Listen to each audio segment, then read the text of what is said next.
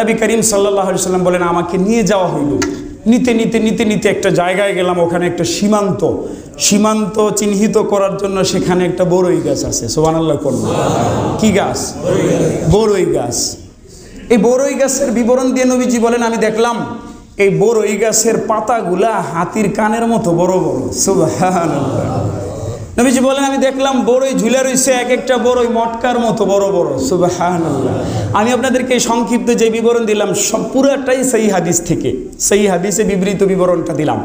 নবী করিম সাল্লাল্লাহু আলাইহি সাল্লাম বলেন আমি তখন কিছুক্ষণের মধ্যে দেখলাম এই বড়ই গাছের উপরে কি যেন এসে আচ্ছন্ন করে ফেললো, এবং এটা এত সুন্দর হয়েছে আর বিবরণ আমি দিতে পারবো না, আমি জানি না এগুলো কি ছিল। এই যে কোরআন মাজিদে রব্বুল আলামিন বলেন ইয ইয়াকশা সিদরাতা মা ইয়াগশা, যখন নাকি ওই বড়ই কুল গাছটাকে ঢেকে নিল, যা ঢেকে নেওয়ার আল্লাহর কোনো কুদরত ছিল। হযরত রাসূল করিম সাল্লাল্লাহু আলাইহি ওয়াসাল্লামের অত্যন্ত বৈশিষ্ট্যপূর্ণ এক মর্যাদা এবং সবচাইতে ভিন্ন অনন্য মর্যাদা মেরাজ অন্য কোনো নবীর নসিবে হয় নাই। আল্লাহ তাআলা অন্য কোনো নবীকে এই ফজিলত দান করেন নাই। একমাত্র আমাদের রাসূল করিম সাল্লাল্লাহু আলাইহি ওয়াসাল্লামের আল্লাহ তাআলা এই সৌভাগ্য দিয়েছিলেন। এই মেরাজ অত্যন্ত তাৎপর্যপূর্ণ এবং মেরাজের অনেকগুলো বিষয়, অনেক শিক্ষার, সতর্ক হওয়ার, অনেক আমলের বিষয় আছে, এজন্য এই বিষয়ে কথা শুরু হয়েছিল। আমি ভূমিকা স্বরূপ কিছু কথা আরজ করেছিলাম এবং বলেছিলাম যে পরবর্তী জুমাতে ইনশাআল্লাহ এর সংক্ষেপে এর পুরোটা বিবরণ দিব এবং কিছু শিক্ষণীয় বিষয় বলবো।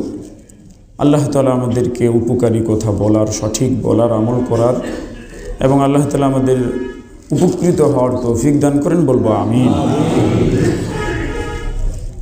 মেরাজের সংক্ষিপ্ত বিবরণ হলো হযরত রাসূল করিম সাল্লাল্লাহু আলাইহি ওয়াসাল্লাম ইরশাদ করেন যে আমি কাবা প্রান্তরে ঘুমন্ত ছিলাম। অবস্থাটা অবশ্য এমন ছিল যে পুরোপুরি জাগ্রত না, আবার গভীর ঘুমও না, তন্দ্রা আচ্ছন্ন থাকে, চোখগুলো মুদে আসে, এরকম একটা অবস্থা। রাসূল করিম সাল্লাল্লাহু আলাইহি ওয়াসাল্লাম বলেন তখন দুজন ফেরেশতা আমাকে নিতে আসলেন।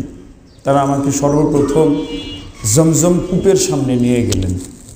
সেখানে নিয়ে গিয়ে আমার এই গলা থেকে নিয়ে নাভি পর্যন্ত চিরে ফেললেন।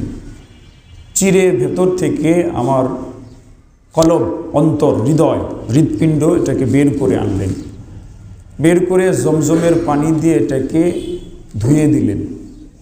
এরপরে স্বর্ণের পেয়ালায় করে ঈমান ও হিকমত, ইলম ও হিকমত আনা হলো, সেগুলো আমার কলবের ভিতরে দিয়ে ভরে দেওয়া হলো। সুবহানাল্লাহ।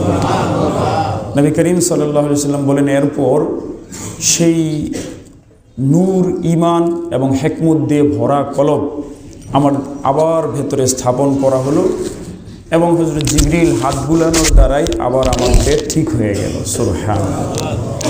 নবী করিম সাল্লাল্লাহু আলাইহি ওয়াসাল্লাম বলেন এরপরে আমার সামনে একটা প্রাণী আনা হলো। সে যুগে প্রাণীতে চড়ে চড়েই মানুষ এক জায়গা থেকে আরেক জায়গায় যেত। গাধায় চড়ত, খচ্চরে চড়ত, ঘোড়ায় চড়ত, উটে চড়ত, এরকম প্রাণী ছিল যানবাহন। নবী করিম সাল্লাল্লাহু আলাইহি ওয়াসাল্লাম বলেন আমার সামনে একটা যানবাহন, এমন একটা প্রাণী আনা হলো। এর সাইজ ছিল গাধার চাইতে একটু বড়, আবার খচ্চরের সমান না, খচ্চরের চাইতে একটু ছোট। মানে গাধা আর ঘোড়া দেখতে আকৃতি একরকমই, শুধু সাইজ ছোট বড়, যারা আপনারা দেখেছেন। এই জন্য অনেক সময় এমন হয় গাধা এবং ঘোড়ার ভিতরে মানে ঘোড়াই গাধার সাথে যৌনমিলন করে ফেলে, তো করলে বাচ্চা হয়, ওই বাচ্চাগুলাকেই খচ্চর বলা হয়। জানেন কিনা আপনারা এটা? আরে এইটাও জানেন না, কত কিছু শিখাইতে হইতেছে আমার। খচ্চর প্রজাতিটা গাধা এবং ঘোড়ার মিশেলে যেই প্রজাতি, এটাকে কি বলে? খচ্চর বলে। এই খচ্চর এটাও আবার দেখতে ঘোড়া গাধার মতোই, তবে এই দুইটার মাঝামাঝি, ঠিক আছে। আর নবী করিম সাল্লাল্লাহু আলাইহি ওয়াসাল্লাম বলেন যেই জানোয়ারটা আমার সামনে আনা হলো এটা আবার গাধা এবং খচ্চরের মাঝামাঝি সাইজ। সুবহানাল্লাহ। নবী করিম সাল্লাল্লাহু আলাইহি সাল্লাম বলেন, এটাকে আমার সামনে আনা হলো এবং আমাকে উঠতে বলা হলো। আমি যখন উঠতে যাচ্ছিলাম তখন এটা যেহেতু একটা জন্তু মাঝে মাঝে আল্লাহর কুদরতে নবী করিম সাল্লাল্লাহু আলাইহি সাল্লামকে চিনতে পারতো, তখন এক রকমের আচরণ করতো। আবার মাঝে মাঝে স্বাভাবিক জন্তু হিসাবে না চিনাটাই স্বাভাবিক, চিনতো না। তো বোরাক প্রথমে নবী করিম সাল্লাল্লাহু আলাইহি সাল্লামকে চিনতে পারে নাই, তো নড়াচড়া করছিল। রাসূল করিম সাল্লাল্লাহু আলাইহি সাল্লাম বলেন, এই জানোয়ারটা ওই জানোয়ার যে জানোয়ারের উপরে সমস্ত নবী রাসূল চড়েছেন। সুবহানাল্লাহ। নবী রাসূলরাও এটার উপরে চড়তেন। তো তখন হযরত জিবরিল আলা নবিয়িনা আলাইহিস সালাতু ওয়াত তাসলিম এই জন্তুটাকে লক্ষ্য করে বললেন, তুমি এমন করছো কেন? তুমি কি জানো এই যাবৎ তোমার পিঠে যারা চড়েছেন, আজকে যিনি চড়তে যাচ্ছেন তার চাইতে তার সমান মর্যাদার কারো ছিল না। তোমার পিঠে আজকে সবচাইতে মর্যাদাবান ব্যক্তিটা চড়ছেন। নবী করিম সাল্লাল্লাহু আলাইহি সাল্লাম বলেন, এই কথা শুনে এই জন্তুটাই লজ্জিত হইয়া এর শরীর থেকে ঘাম বের হয়ে গেল। সুবহানাল্লাহ। নবী করিম সাল্লাল্লাহু আলাইহি সাল্লাম বলেন, এই জন্তুটার নাম হলো বোরাক। এর গতি এত বেশি, সে তার এক এক কদম এত দূরে ফেলে যত দূরে তার দৃষ্টি গিয়া শেষ হয়। সুবহানাল্লাহ। দৃষ্টির শেষ সীমায় সে তার এক এক পদক্ষেপ রাখে। এক পা লাফ দিয়ে অত দূরে গিয়ে পড়ে, আরেক পা আবার লাফ দিয়ে ওই জায়গায় যায় যেই জায়গায় জন্তুটার দৃষ্টির শেষ সীমা হয়।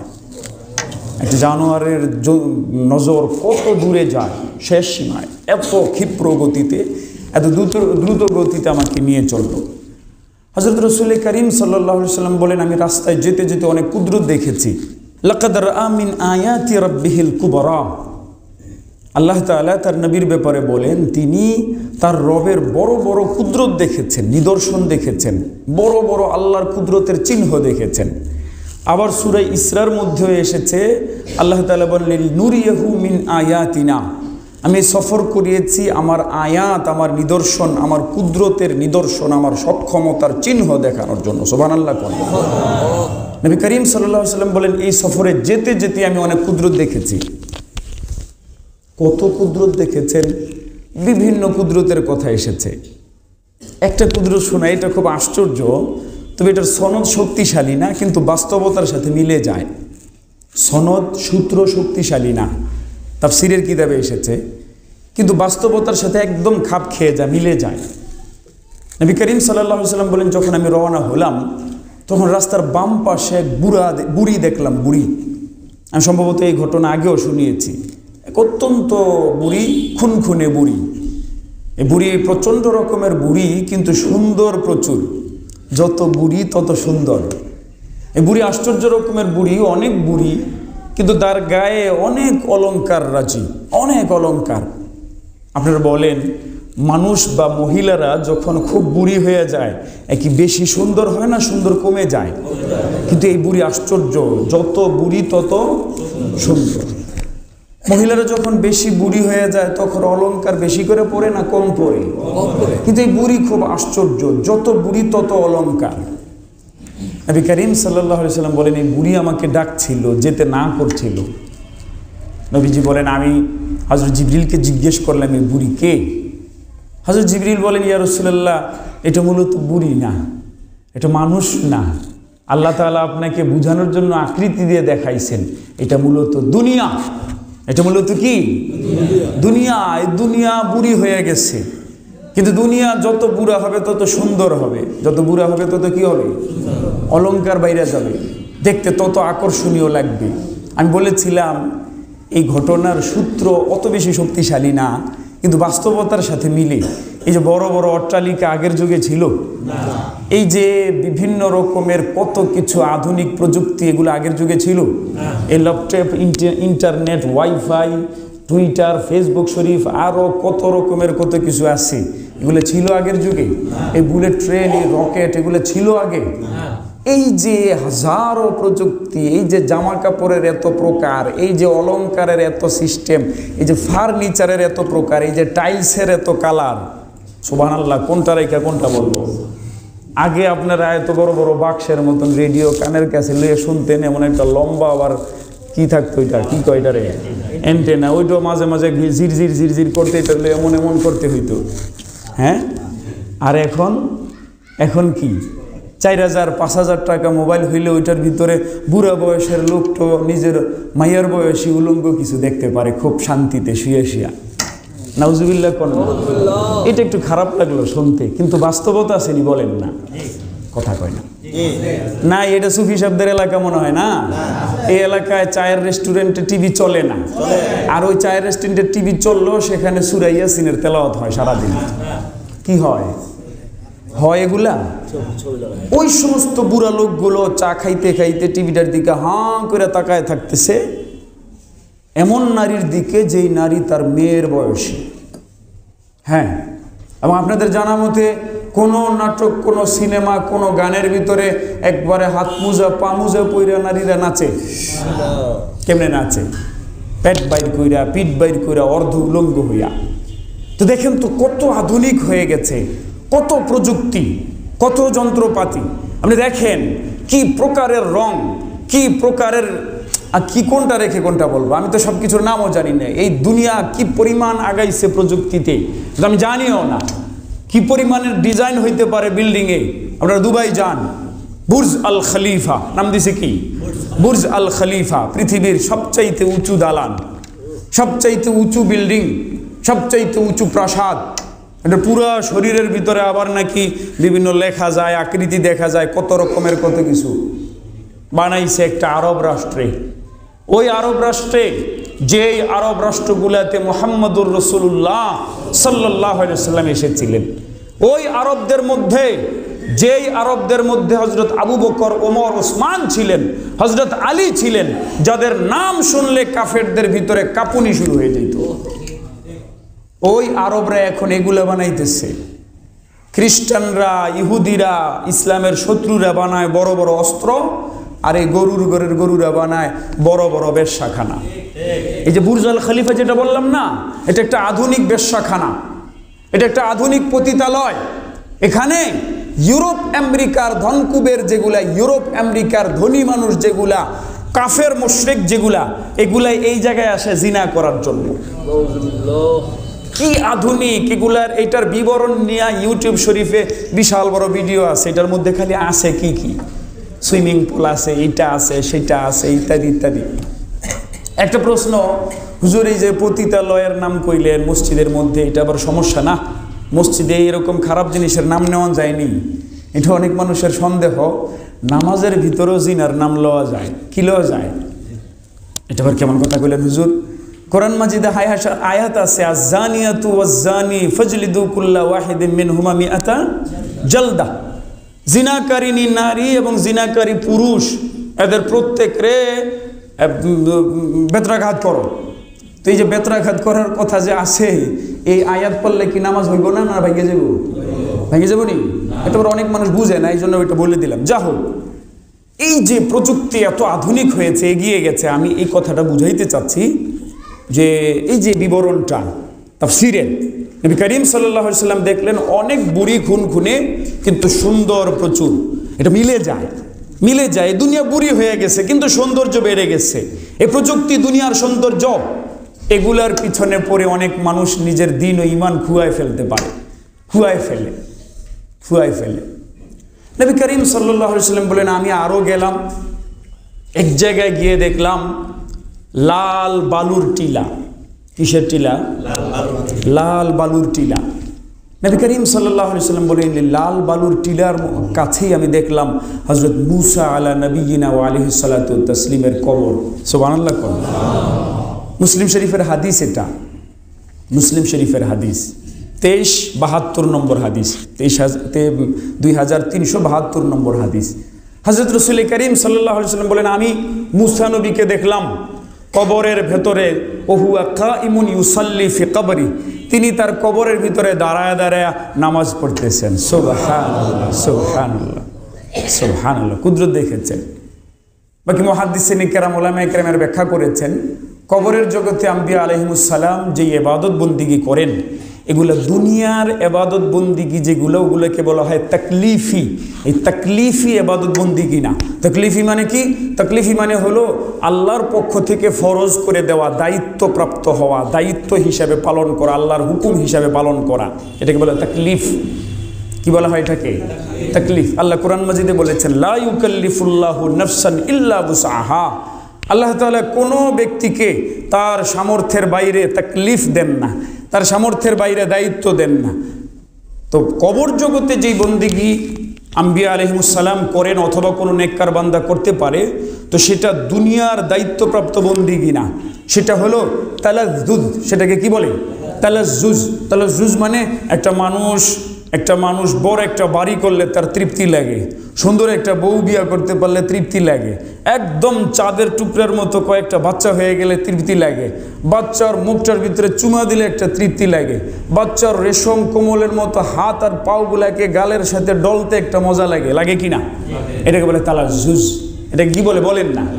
তালাজ্জুজ।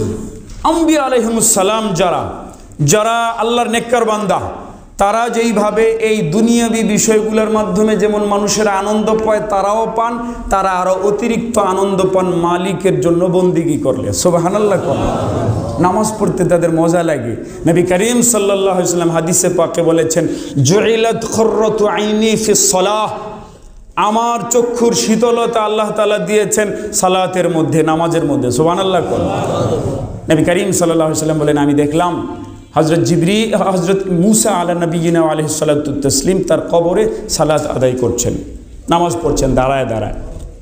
আর দুরারুস সানিয়া নামে আরব বিশ্বের একটা বড় একটা সাইট আছে, ওয়েবসাইট সালাফিদের। সেখানে সুন্দর লিখেছেন, ওয়াফিহি আন্নাল আম্বিয়া ফি কুবুরিহিম আহইয়া। এই হাদিস থেকে বোঝা যায় আম্বিয়া আলাইহিমুসসালাম তাদের কবরের মধ্যে জীবিত থাকেন। সুবহানাল্লাহ।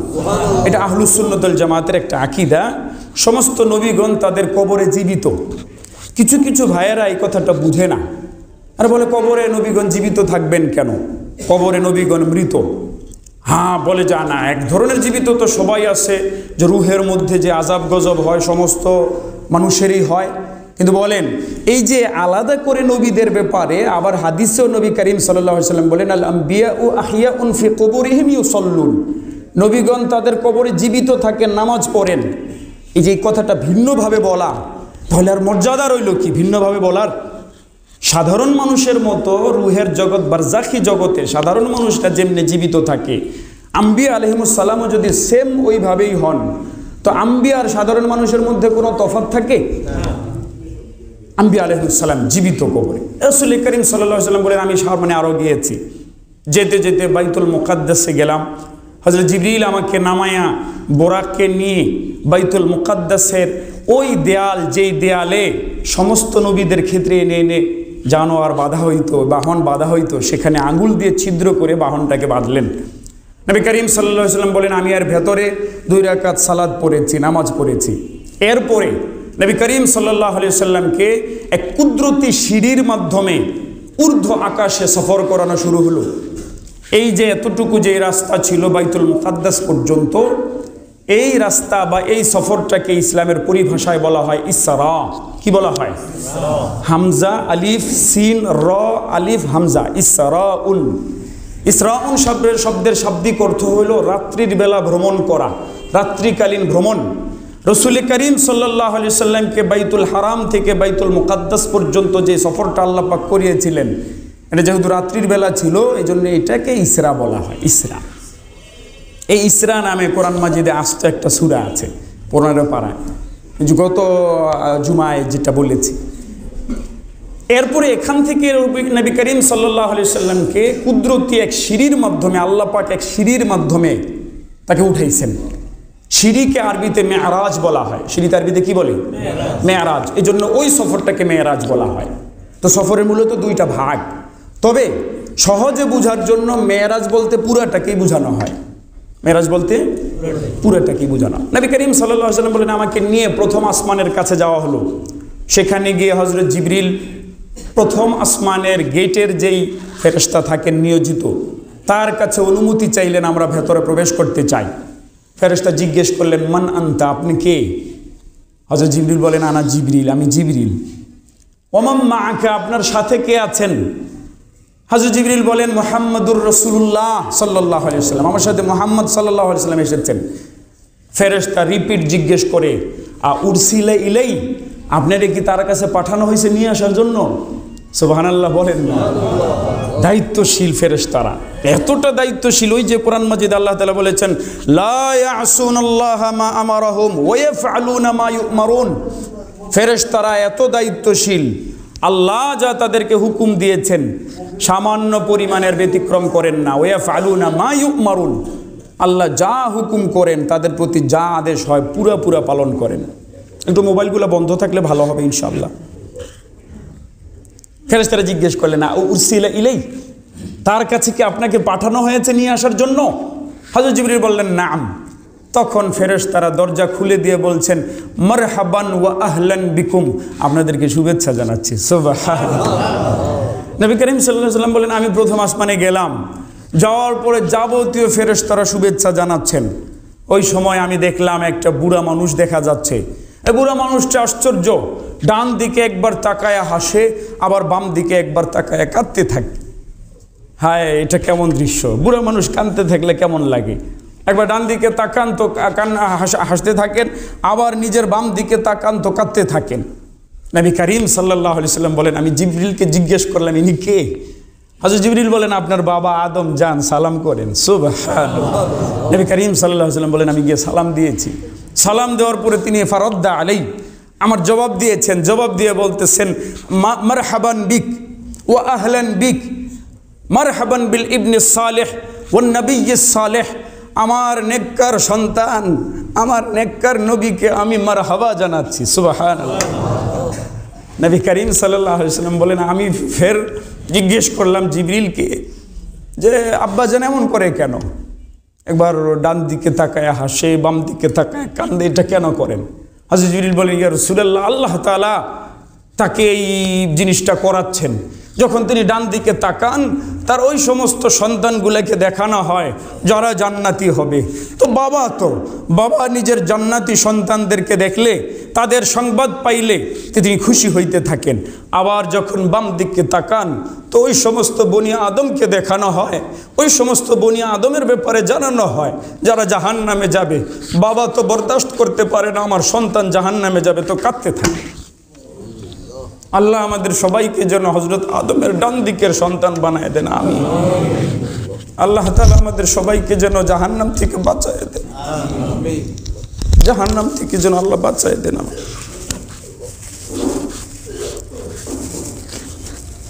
নবী করিম সাল্লাল্লাহু আলাইহি ওয়াসাল্লাম বলেন এরপরে আমাকে নিয়ে এরপরের আসমানে উঠা হলো, দ্বিতীয় আসমানে। আগের মতন এই ফেরেশতা জিজ্ঞেস করলেন মান, কারা আপনারা? আগের মতন এই প্রশ্নের উত্তর দেওয়া হলো আমি অমুক। কে সাথে? মুহাম্মদ সাল্লাল্লাহু আলাইহি ওয়াসাল্লাম। উরসিলা ইলাই, তাকে কি আনতে নির্দেশ দেওয়া হয়েছে? আপনাকে পাঠানো হয়েছে তার কাছে? হ্যাঁ। আবার আগের মতো দরজা খুলে মারহাবা। নবী করিম সাল্লাল্লাহু আলাইহি ওয়াসাল্লাম সেখানে গিয়ে আমি দেখলাম হযরত ঈসা এবং হযরত ইয়াহইয়া, দুইজন খালাতো ভাই ছিলেন, নবী ছিলেন। এই দুই খালাতো ভাইকে ওখানে দেখলাম। এই দুই খালাতো ভাই আমাকে দেখে সালাম করলেন, জবাব দিলাম, অথবা আমি সালাম দিলাম, তারা জবাব দিলেন। জবাব দেওয়ার পরে তারা আবার আমাকে শুভেচ্ছা জানাচ্ছেন, মারহাবাম বিন নবিয়্যিস সালেহ ওয়া বিল আখিস সালেহ। নেককার ভাইকে স্বাগত জানাচ্ছি, নেককার নবীকে স্বাগত জানাচ্ছি। হযরত নবী করিম সাল্লাল্লাহু আলাইহি ওয়াসাল্লাম হযরত ঈসা নবীর, এই যে ঈসা নবীর সাথে ইয়াহইয়া নবীর সাথে ঈসা নবী আলা নবিয়িনা আলাইহিস সালাতু তাসলিমের দৈহিক বিবরণ দিয়েছেন। দৈহিক বিবরণ নবী করিম সাল্লাল্লাহু আলাইহি ওয়াসাল্লাম বলেন আমি দেখলাম ঈসা নবী মধ্যম ধরনের, তার সাইজ একদম লম্বাও না খাটোও না, মধ্যম ধরনের। আর তার চুলগুলা একেবারে সোজা সোজা সুন্দর। যে এক ধরনের মানুষ আছে না সোজা সোজা চুল হয় ইউরোপের, সোজা সোজা তার চুল। তার গায়ের রংটা বাদামি, লালের দিকে সৌন্দর্যের দিকে, সাদার দিকে একটু সাদা সাদা, সাদা সুন্দর, সাদা সুন্দর, এমন ধরনের সুন্দর পাইলাম। এবং চেহারা খুব সুন্দর, এবং মনে হইল মাত্রই তিনি গোসল করে হাম্মাম থেকে বের হয়েছেন। তার চেহারায়ও পানি ছিল, চুল থেকেও পানি ঝরছিল। এটার কারণ হইতে পারে অনেক মানুষের চেহারা ঘামে। হ্যাঁ, সুন্দর মানুষ হইলে ওই চেহারার ভিতরে ঘামগুলো মতির দানার মতো লাগে। নবী করিম সাল্লাল্লাহু আলাইহি সাল্লাম বলেন, হযরত ঈসা নবীকে এমন দেখা গেল। নবীজি বলেন, আমি তৃতীয় আসমানে উঠলাম। তৃতীয় আসমানে উঠে আগের মতো প্রশ্ন উত্তর পর্বের পর তৃতীয় আসমানে উঠলাম। সেখানে গিয়ে আমি হযরত ইউসুফ নবীকে পাইলাম। সুবহানাল্লাহ বলেন। নবী করিম সাল্লাল্লাহু আলাইহি ওয়াসাল্লাম হযরত ইউসুফ নবীর ব্যাপারে বলেন যে আমি ইউসুফ নবীর দিকে তাকায় দেখলাম যেন সৃষ্টির অর্ধেক সৌন্দর্যই তাকে দিয়ে দেওয়া হয়েছে। সুবহানাল্লাহ, এত সুন্দর। আল্লাহ আমাদের সবাইকে নসিব করেন এই সমস্ত সুন্দর সুন্দর নবীদের সাথে যেন জান্নাতে থাকতে পারে। আমরা সমস্ত নবীদের ভালোবাসি, এটা ইসলামের বৈশিষ্ট্য, এটা ইসলামের হক হওয়ার আলামত। ইসলাম কোনো নবীর ব্যাপারে বেয়াদবিকে বরদাস্ত করে না। ইসলামে কোনো নবীর ব্যাপারে জবান দারাজি করা, তাদের দোষ তালাশ করা, তাদের সমালোচনা করা, ইশারা ইঙ্গিতেও তাদেরকে ক্রিটিসাইজ করাকে কুফুরি গণ্য করে, কুফুরি। আর ওই বেঈমান কাফের মুশরিকেরা ওরা যে আল্লাহর নাজিল করা খ্রিস্ট ধর্মের ওপরেও নাই, ইহুদি ধর্মের ওপরেও নাই, এর বড় একটা প্রমাণ হলে এরা নিজেদের নবী ছাড়া অন্যান্য সকল নবীর সাথে বেয়াদবি করে। ঠিক কিনা ভাইয়েরা আমার? নবী করিম সাল্লাল্লাহু আলাইহি সাল্লাম বলেন, আমি চতুর্থ আসমানে আগের মতন প্রশ্নোত্তর পর্বের পরে উঠলাম। সেখানে পেলাম হযরত ইদ্রিস আলাইহিস সালামকে। আগের মতন এই শুভেচ্ছা জানালো হলো, সালাম কালাম হইল। নবীজি বলেন, আমি পঞ্চম আসমানে উঠলাম। তো পঞ্চম আসমানে উঠে হযরত হারুন আলাইহিস সালামকে পাইলাম। আগের মতনই সালাম কালাম হইল, শুভেচ্ছা বিনিময় হইল। নবী করিম সাল্লাল্লাহু আলাইহি সাল্লাম বলেন, আমি ষষ্ঠ আসমানে উঠলাম। আগের মতনই প্রশ্নোত্তর পর্বের পর সালাম কালাম হইল এক নবীর সাথে। এই নবীর নাম হলো মুসা নবী। সুবহানাল্লাহ।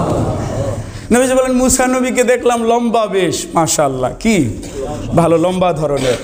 নবীজি বলেন, তার চুল দেখলাম কোকড়ানো চুল। কি চুল? এই তিন নবীর দেহের বিবরণ দিয়েছেন। ইউসুফ নবী বলছেন সৌন্দর্যের যেন অর্ধেকই দিয়ে দেওয়া হয়েছে। সুবহানাল্লাহ, আমার এটা শুনলে কেমন যেন লাগে। হ্যাঁ, সুবহানাল্লাহ, জান্নাতে আমরা হযরত ইউসুফ নবীকেও দেখতে পারবো। সুবহানাল্লাহ, আল্লাহ নসিব করেন। নবীজি বলেন, আমি মুসা নবীকে দেখলাম, তার চুল কোকড়ানো, লম্বা মানুষ, গরম লম্বা, এবং স্বাস্থ্য মোটামুটি ভালো, স্বাস্থ্য। নবী করিম সাল্লাল্লাহু আলাইহি সাল্লাম বলেন, এরপরে আমি সপ্তম আসমানের উপরে উঠলাম। সপ্তম আসমানে আগের মতন প্রশ্ন উত্তর পর্ব কিন্তু সব জায়গায় হচ্ছিল, সালাম কালাম হইল, শুভেচ্ছা বিনিময় হইল। তখন দেখলাম সেখানে একটা মসজিদ, বিশাল মসজিদ। ওই মসজিদের দেয়ালে হেলান দিয়ে বসে আছেন এক বৃদ্ধ বুজুর্গ মানুষ, অনেক সুন্দর চেহারা, আমার চেহারার সাথে মিলে যায়। সুবহানাল্লাহ।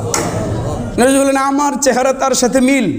আমি এমন একজন বৃদ্ধ মানুষকে দেখলাম, তিনি ছোট ছোট বাচ্চাদেরকে পড়াইতেছেন মক্তবের মতো। সুবহানাল্লাহ কন্যা ধরেন, মক্তবের মতো পরিচর্যা করছেন।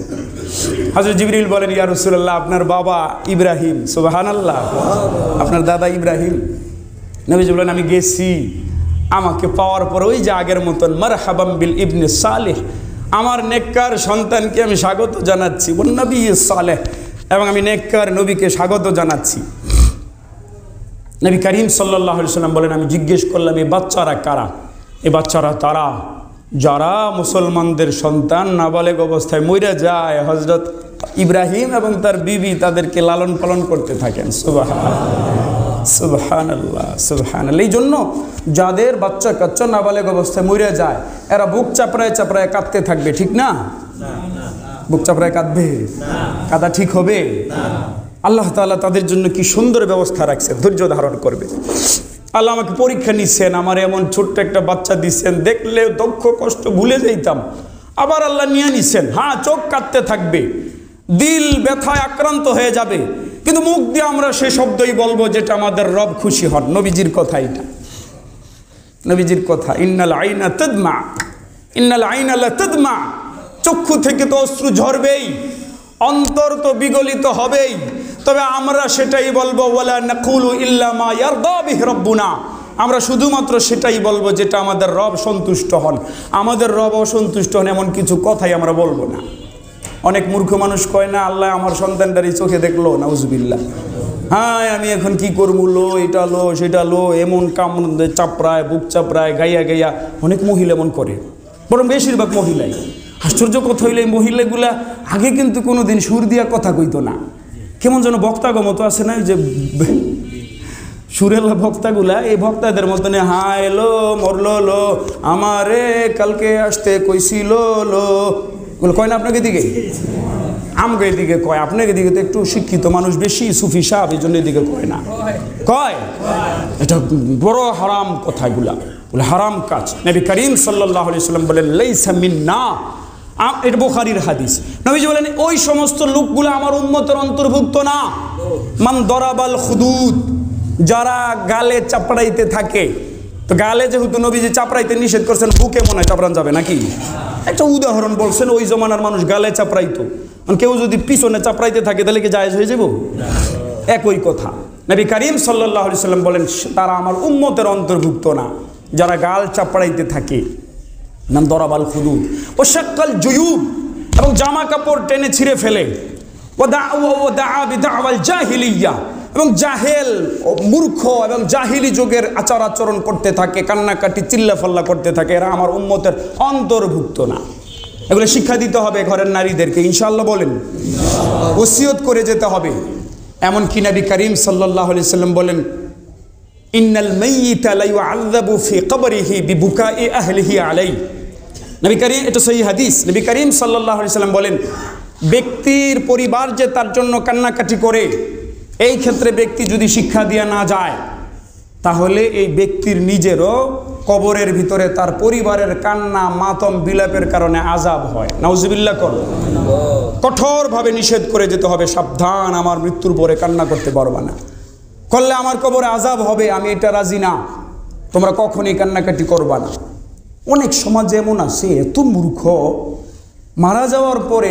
মাইয়ারা যদি এমনি না কান্দে বিশেষ করে পুতের বউয়েরা ছেলের বউয়েরা না কানলে পরে একদম বুড়া মহিলাগুলা চাপলায় চাপলায় কয় হাইলো তাই এমন নিষ্ঠুর দেখছো নি হৌ রে মরে গেছে কান্দে নাইলো বুঝেন এগুলো দোষ ধরে আরে হেলো হেলো হেলো কান্দলো না লো এইভাবে বলে দেখেন একটা হারাম কাজ তারা করছে আবার আরেকজনে করলো না কেন তাহলে জাহিলি যুগের কথা আমরা কখনো বিলাপ করবো না ইনশাআল্লাহ হযরত নবী করিম সাল্লাল্লাহু আলাইহি ওয়াসাল্লাম হযরত ইব্রাহিম আলাইহিস সালামকে দেখলেন বাচ্চাদেরকে তিনি এভাবে লালন পালন করছেন এরপরে নবী করিম সাল্লাল্লাহু আলাইহি ওয়াসাল্লাম বলেন আমাকে নিয়ে যাওয়া হইল নিতে নিতে নিতে নিতে একটা জায়গায় গেলাম ওখানে একটা সীমান্ত চিহ্নিত করার জন্য সেখানে একটা বড়ই গাছ আছে সুবহানাল্লাহ করব কি গাছ বড়ই গাছ এই বড়ই গাছের বিবরণ দিয়ে নবীজি বলেন আমি দেখলাম এই বড়ই গাছের পাতাগুলা হাতির কানের মতো বড় বড় সুবহানাল্লাহ নবীজি বলেন আমি দেখলাম বড়ই ঝুলে রয়েছে এক একটা বড়ই মটকার মতো বড় বড় সুবহানাল্লাহ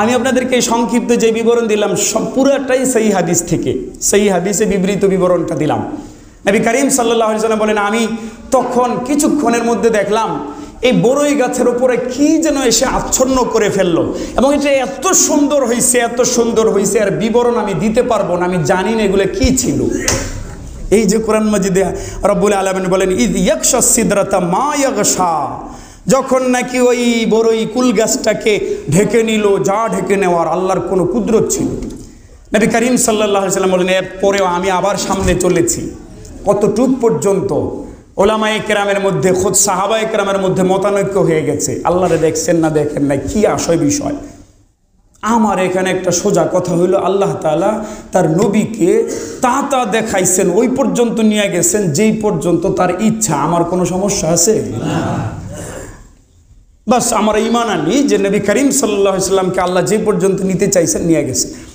নবী করিম সাল্লাল্লাহু আলাইহি ওয়াসাল্লামকে আল্লাহ পরে 3টা পুরস্কার দিয়েছেন কয়টা পুরস্কার ভাইরা আমার এক নম্বর পুরস্কার হলো সূরা বাকারার শেষের যেই 2টা আয়াত এই আয়াতগুলা কোন আয়াতগুলা আমানার রাসূলু বিমা উনজিলা ইলাইহি মির রাব্বিহি ওয়াল মুমিনুন কুল্লুন আমানা বিল্লাহি ওয়া মালাইকাতিহি ওয়া কুতুবিহি ওয়া রুসুলিহি লা নুফাররিকু বাইনা আহাদিম মির রুসুলি এটা মুখস্থ করবেন মুয়াজ্জিন সাহেব ইমাম সাহেবের কাছ থেকে ইনশাআল্লাহ কোন না এটা মেরাজের পুরস্কার মেরাজের খালি কাহিনী শুনতে চান তো আমলটা করবেন না এটা মুখস্থ করবেন সবাই ইনশাআল্লাহ কোন না এই আয়াতগুলোকে আল্লাহ তাআলা সরাসরি সেখান থেকে দিলেন হযরত জিবরিলের মাধ্যমে এগুলা দেন নাই সুবহানাল্লাহ কোন 2 নম্বর পুরস্কার দিলেন হে নবী আপনার উম্মতের মধ্য থেকে যারা যারা শিরক থেকে বেঁচে থাকবে কি থেকে শিরক থেকে অন্য গুনাহ হয়ে যাইতে পারে মানুষ হিসেবে তবে শিরক থেকে যদি বেঁচেছে জান আমি মাফ করে দেব সুবহানাল্লাহ ক্ষমা, আল্লাহর কাছ থেকে ক্ষমার ঘোষণা, শিরক থেকে মুক্ত থাকলে শিরকের বিষয়ে পুরা ইলম অর্জন করতে হবে, বাঁচতে হবে ইনশাআল্লাহ। এই বিষয়ের ছোট ছোট বইও পাওয়া যায়, কিনে আনতে হবে। নিজে পড়তে না পারলে ছেলেকে দিয়ে পড়াইতে হবে, আলেমদের থেকে পড়ে নিতে হবে, শিরকের পরিপূর্ণ ইলম অর্জন করতে হবে। শিরক থেকে বেঁচে গেলে মাফ করে দিবেন আল্লাহ। দ্বিতীয় নাম্বার পুরস্কার। 3 নম্বর পুরস্কার হলো 50 ওয়াক্ত নামাজ। কয়েকটা নামাজ নবী করিম সাল্লাল্লাহু আলাইহি ওয়াসাল্লাম তো পাইছেন আল্লাহর এই ইবাদত, আল্লাহর পুরস্কার পাইয়া তো খুশি। বিশেষ করে উম্মতরে মাফ করে দিবে, এটা শুনলেই তো নবীজির খুশি। নবীজি উম্মতের জন্য কেমন পাগল পড়া, এটা তো আপনারা আমরা কেউ বুঝবো না। এটা তো আল্লাহ বলছেন, আন-নাবিয়্যু আউলা বিল মুমিনিনা মিন আনফুসিহিম। নবী ঈমানদারদের জন্য এত ঘনিষ্ঠ, নিজেরা নিজেদের জন্য যতটা ঘনিষ্ঠ। একজন বাবা তার সন্তানকে যদ্দূর ভালোবাসে, একজন মা তার সন্তানকে যদ্দূর ভালোবাসে, মুহাম্মদে আরবি আমাদের কলিজার টুকরা নবীজি আমাদেরকে এর চাইতে বেশি ভালোবাসে, তুলনা হইতে পারে না। অথচ উম্মত কত দিকে ঘুরতেছে। হ্যাঁ, উম্মতের চেহারা দেখলে বোঝা যায় না সে মুহাম্মদুর রাসূলুল্লাহর অনুসারী। হ্যাঁ, তার চেহারা দেখলে কার কার সাথে জানি মিলে যাইতেছে চেহারা। তার চুল দেখলে কার কার সাথে যেন মিলা যায়, তার জামা কাপড়ে কার সাথে যেন মিলা যায়, তার আচার আচরণে যেন কার সাথে মিলা যায়, তার মেয়ের বিবাহ কাদের সাথে মিলতেছে, তার ব্যবসা কাদের সাথে মিলছে, তার পারিবারিক আচরণ কাদের সাথে মিলতেছে, ইহুদি, খ্রিস্টান, হিন্দু, অমুসলিমদের সাথে মিলতেছে। সে যে মুহাম্মদে আরবির উম্মত, মুহাম্মদে আরবি যে তার কলিজার টুকরা, এটা বোঝা যায় না, বোঝা যায় না। নবীজি ভালোবাসেন তো খুশি মনে চলে আসছেন। সপ্তম আসমান পার হইয়া যখন 6ষ্ঠ আসমানে আসছেন, হযরত মুসা নবী অনেক চালু নাছোড়বান্দা এবং খুব ঘনিষ্ঠ, খুব মিশুক মানুষ। জিজ্ঞেস করতেছেন, এই মুহাম্মদ, আপনি যে চলে যাইতেছেন একটু কন্যা কি কি দিচ্ছেন আল্লাহ সুবহানাল্লাহ, কি কি দিচ্ছেন? নবী করিম সাল্লাল্লাহু আলাইহি ওয়াসাল্লাম শোনাইছেন। 50 ওয়াক্ত নামাজের কথা শুনে বলতেছেন, হায় হায়, আমার উম্মতকে আল্লাহ এর চাইতে আরো কত কম দিচ্ছে, আমার অভিজ্ঞতা আছে, এটা পালন করে না। যে 50 ওয়াক্ত নামাজ নিয়ে যাইবেন, কিন্তু পড়বো না, যান একটু কমায় নিয়ে আসেন। নবী করিম সাল্লাল্লাহু আলাইহি ওয়াসাল্লাম বলেন, আমি যেতে থাকলাম। কোন বিবরণে এসেছে 10 ওয়াক্ত করে আল্লাহ কমাইছেন, কোন বিবরণে এসেছে 5 ওয়াক্ত করে, সবগুলোই সেই হাদিস। নবীজি বলেন 5 ওয়াক্ত করে অথবা 10 ওয়াক্ত করে কমাইতে কমাইতে আল্লাহ 5 ওয়াক্তে কমাইছেন। এরপরে 5 ওয়াক্ত কমানোর পরও যখন আমি ফিরে আসছিলাম, আবার মুসা নবী বলতেছেন 5 ওয়াক্ত পড়তো না। 5 ওয়াক্ত কি পড়তো না, আমার অভিজ্ঞতা আছে। বলেন তো মুসা নবীর কথাটা ঠিক হই কিনা? কয়জন মানুষ পড়ে? কয়জন মানুষ পড়ে? হ্যাঁ, অথচ সালাতের বিষয়ে, নামাজের বিষয়ে নবী করিম সাল্লাল্লাহু আলাইহি ওয়াসাল্লাম এত ভয়ের কথা বলেছেন। নবীজি বলেছেন, কুফরি এবং ঈমানের মাঝখানে পার্থক্যই হইল নামাজ। মানে নামাজ যদি না থাকে, এই লোকটা আস্তে আস্তে কুফরিতে চলে যাবে। এমনকি কিছু কিছু হাদিসের বাহ্যিক অর্থ তো হলো কাফেরই হয়ে যাবে। যদি ওলামা ইকরাম ব্যাখ্যা করেছেন, কবিরা গুনাহ দ্বারা মানুষ বেঈমান হয় না, ওই ব্যাখ্যা ভিন্ন। কিন্তু বুঝতে হবে সবচাইতে কঠিন গুনাহ এটা, কুফরির পর্যায়ের গুনাহ, কুফরির কাছের গুনাহ এটা। নবী করিম সাল্লাল্লাহু আলাইহি ওয়াসাল্লামকে বলেন আরো একটু কমায় আনেন। নবী করিম সাল্লাল্লাহু আলাইহি ওয়াসাল্লাম বলেন, আমি প্রত্যেকবার ওই জিবরিলের দিকে তাকাইছি, জিবরিল যেন আমাকে ইশারা করে, বুখারীর শব্দ এটা, জিবরিল যেন আমাকে ইশারা করে। তো প্রত্যেকবারই ইশারা করতেন যান, এইবারও ইশারা করে বলতেছেন যান। তো আমি গেছি, যাওয়ার পরে আল্লাহ পাক বলেন, আমার কাছে আর পরিবর্তন হবে না, ফয়সালা হয়ে গেছে গা। সুবহানাল্লাহ। লা ইয়াতাবাদদালুল কাউলু লাদাই, এখন আর সিদ্ধান্ত পরিবর্তন হবে না, বরং ওই যে 50 ওয়াক্ত বলছিলাম ওইটাই পাইয়া যাইবা। হ্যাঁ, ওইটার পাইয়া যাব না, এমনে না, আমার এখানে ফয়সালা হয়ে গেছে, এক আমলে 10 গুণ সওয়াব। সুবহানাল্লাহ। কোন কুল্লু হাসানাতিন বিআশরি আমসালিহা, প্রত্যেকটা নেক কাজ 10 গুণ হবে। তো 5 ওয়াক্ত দিয়ে দিলাম, 10 গুণ বাইরে বাইরে যেন 50 ওয়াক্তের সওয়াবই হয়ে যায়, যেন কথা ঠিক থাকে আমারটা। সুবহানাল্লাহ। এবার যখন আসছেন, আবার মুসা নবী বলতেছেন, আরে যান কমায়া নেন, পড়বো না কিন্তু। নবী করিম সাল্লাল্লাহু আলাইহি ওয়াসাল্লাম, বুখারীর শব্দ, নবীজি সাল্লাল্লাহু আলাইহি ওয়াসাল্লাম বলেন, আমি আস্তাহি মিন রব্বি, আমি আমার রবের থেকে আমার লজ্জা লাগতেছে, আর যাইতে পারুন না। সুবহানাল্লাহ। কোন না, এইভাবে ফিরে এসেছেন, 2 রাকাত নামাজ ইমামতি করেছেন বাইতুল মুকাদ্দাসে। এটা হলো সংক্ষিপ্ত বিবরণ, সংক্ষিপ্ত বিবরণ। বাকি এখানে বুঝার বিষয় হলো এই সফরের যে 3টা হাদিয়া পুরস্কার, এই পুরা সফরের মেন তাৎপর্যই হলো 3টা জিনিস। মানুষগুলা গাফলতের চাদর মুড়ি দিয়ে আছে, মানুষগুলা রং চং মাখায়া আরও কিছু মৌলবী সাহেবরা বিকৃত বই পুস্তক থেকে, অনির্ভরযোগ্য বই পুস্তক থেকে কত রঙের কত কিছু শোনায়, শুনে শুনে খালি মজা লয়, কিন্তু এই 3টা যে আমল, এগুলো আমল করে না, শিরিক থেকে বাঁচতে চায় না, বরং শিরিককে শিরিকই মনে করে না। সে সূরা বাকারার শেষের আয়াতগুলো মুখস্থ করবে, পড়বে সওয়াবের নিয়তে, মোটেও করে না।